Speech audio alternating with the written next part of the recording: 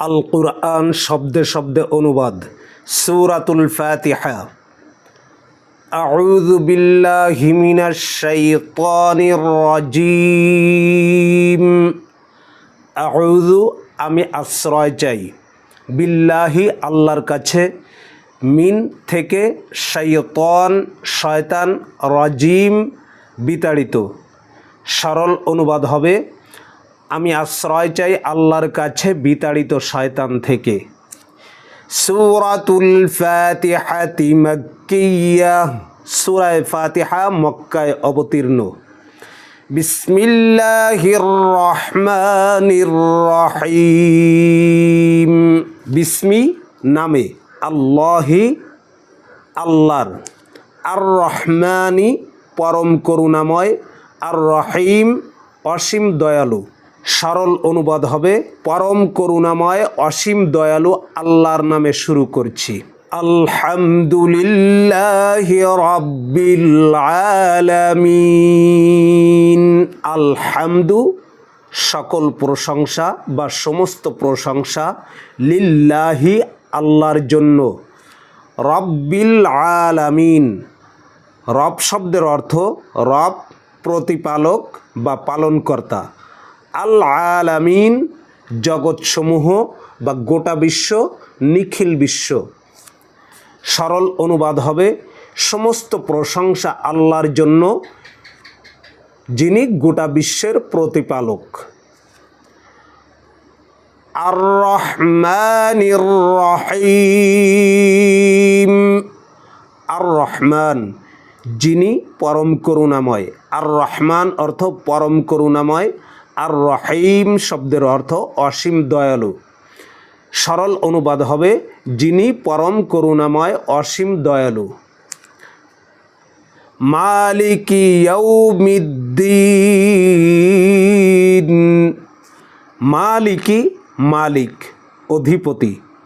ইয়াউমিদ্দিন ইয়াউমুন শব্দের অর্থ দিবস, দিন। আর দিন শব্দের অর্থ বিচার বা প্রতিদান। এখানে দুটোটা অর্থ হতে পারে, বিচার বা প্রতিদান। সরল অনুবাদ হবে যিনি প্রতিদান দিবসের মালিক বা বিচার দিবসের মালিক। ইয়াকা না'বুদু ওয়া ইয়াকা নাস্তাঈন।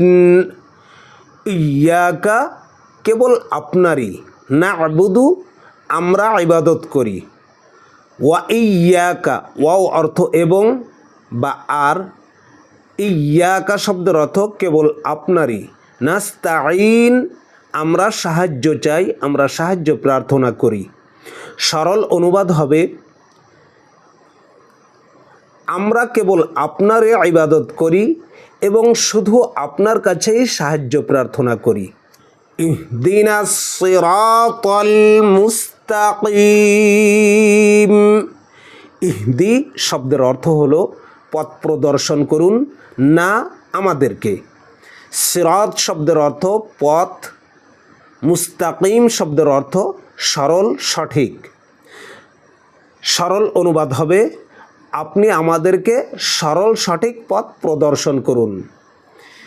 সিরাতাল্লাযীনা আন'আমতা আলাইহিম গায়রিল মাগযুবি আলাইহিম ওয়ালাদ-দাল্লিন।